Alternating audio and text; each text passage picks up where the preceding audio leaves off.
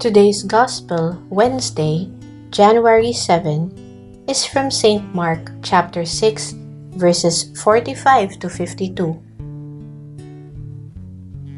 Matapos makakain ang 5,000, agad pinasakay ni Jesus sa bangka ang kanyang mga alagad. Sila ay pinauna niya sa Bethsaida sa kabilang ibayon ng lawa, habang pinapauwi naman niya ang mga tao. Matapos magpaalam, umakyat siya sa bundok upang manalangin. Pagsapit ng gabi, nasa laot na ang bangka habang si Jesus ay nag-iisa sa pampang.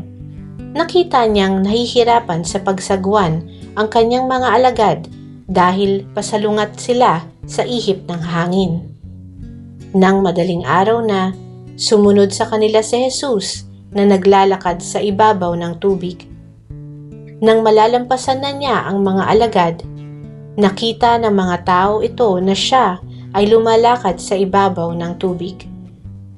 Akala nila siya ay isang multo, kaya sila ay nagsisigaw. Takot na takot silang lahat, ngunit agad na sinabi ni Jesus sa kanila, "Huwag kayong matakot, ako ito. Lakasan ninyo ang inyong loob." Sumakay siya sa bangka at pumayapa ang hangin. Sila'y lubhang namangha sapagkat hindi pa nila nauunawaan ang tungkol sa pagpapakain ng tinapay. Hindi pa ito abot ng kanilang isip.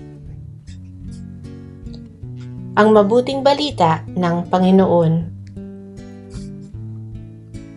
Today's Faith Food Reflection is from Brother Celton Sindo. Jesus sa gitna ng unos.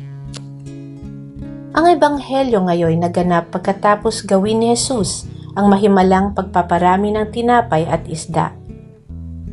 Iniwan niya ang kanyang mga alagad nang makapag-isa siya sa isang liblib na lugar upang manalangin habang ang mga alagad ay tumatawid sa lawa. Hirap sa paglalayag dahil sa hanging pasalungat. At nang madaling araw na sumunod sa kanila ang Panginoon, naglalakad sa ibabaw ng nag-aalimpuyong alon. Ang matindi pa nito, napagkamalan pa siyang multo. At gayon na lang ang pagkamangha ng kanyang mga alagad.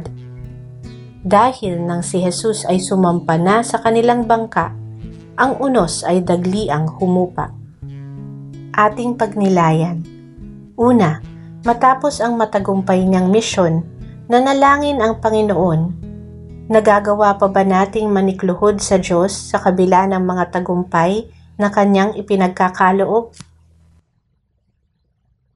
Ikalawa, ang lawa ng Galilea ay notorious sa mga biglaang daluyong.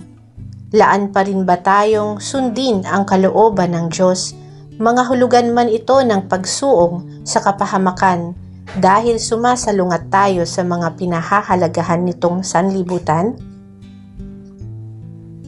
Ikatlo, sa kultura ng mga Hudyo, ang tubig ay teritoryo ng demonyo, kaya nang tinapakan ito ni Jesus, nangangahulugang nasa ilalim ng kanyang kapangyarihan maging ang puwersa ng kasamaan. Ang atin bang pananampalataya sa kanya ay ganap sa gitna ng mga pagsubok na ating kinakaharap? As an old saying goes, no Christ, no peace. No Christ, no peace. Sadyang kung wala si Kristo, walang kapanatagan. At kung kilala natin si Kristo naman, kapayapa ay makakamtan. Manalangin tayo. Jesus, payapain mo kaming lubos sa gitna ng kinakaharap naming mga unos. Amen. Sa ngalan ng Ama, at ng Anak, at ng Espiritu Santo. Amen.